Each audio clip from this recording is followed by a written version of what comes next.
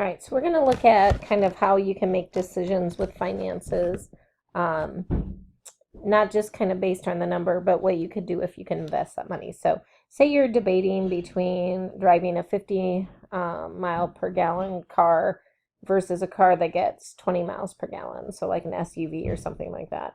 And so we're not just looking at the cost of the vehicles or maintenance or things like that. We're just looking at what you would save in gas, and we're just focusing on that one attribute. So here's a formula that can give us our annual fuel expense. All right, so this first one, we drive, 20,000 miles a year divided by the miles per gallon, and then we multiply by the price that we're saying, and we're using an average of 350 here. All right, so we end up getting, let's see, I think it's about 1,400, I think is what I got for this one.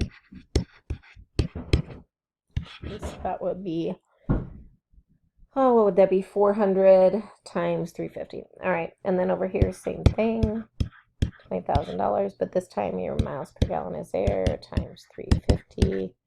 All right, so that's 1,000 times that. All right, so that would be 3,500. And again, you can use a calculator as well. So if I look at the difference between these, 3,500 versus, oops, another zero there, minus 1,400. Okay, that's a difference of $2,100 per year. All right. So what can we do with that? Well, all right, so let's figure out how much that is per month. So this is per year. So if we take that $2,100 and divide it by 12 months, we can see that that is, I got $175 per month that you would be saving in gas. So it's not just that you're saving this much per year, but that you could actually invest this money into some type of compounded interest and then see how much money you'd have. And so we're going to go ahead and look at what if we invest that money. So we're going to invest our gas savings by driving a hybrid. So we're going to invest that money. We're going to do 5% compounded monthly. And let's see, for 6 years. Right, and then we're going to try to figure out how much money we would have. So we're going to own these cars for 6 years, and we're going to see what we can do. All right, so the formula for this is definitely a payment, and this is definitely compounding. So, and we're putting it in some type of investment, which is an annuity. So I know I'm going to use a formula for an annuity where it has payment. And again, I don't expect you to memorize these, but you need to know what formula goes with the what. And then that's all over R divided by N. Okay. So again, I know it's this formula because I'm investing payments to get some money in the future, and I'm putting it in an annuity. It's not a car payment. It's not a house payment. It's not a lump sum where I have $3,000 and I'm just going to invest it and see what happens. This is payments. All right, so I'm going to put all my numbers in here. So I'm 175. So every month that I save that gas money, I'm going to invest it in this account, 5%, and it is monthly.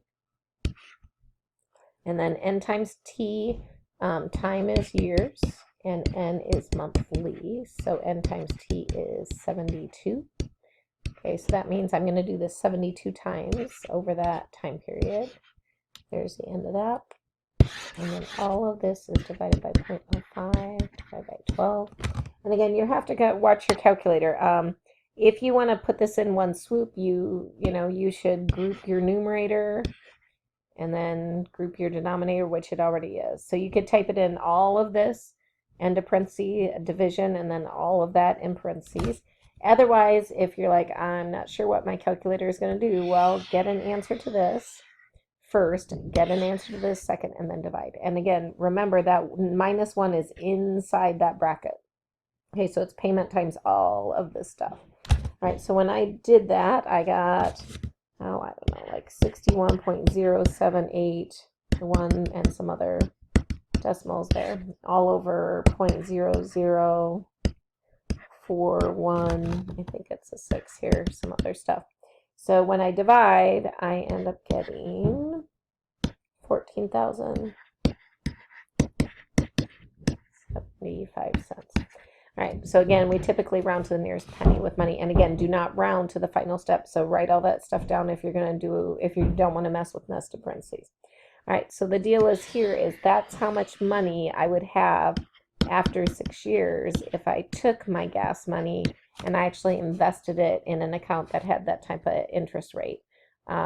So, you know, you have to view money as not just exactly what it is, but what it could be if you actually did something with it. And then you can make your decisions based on that.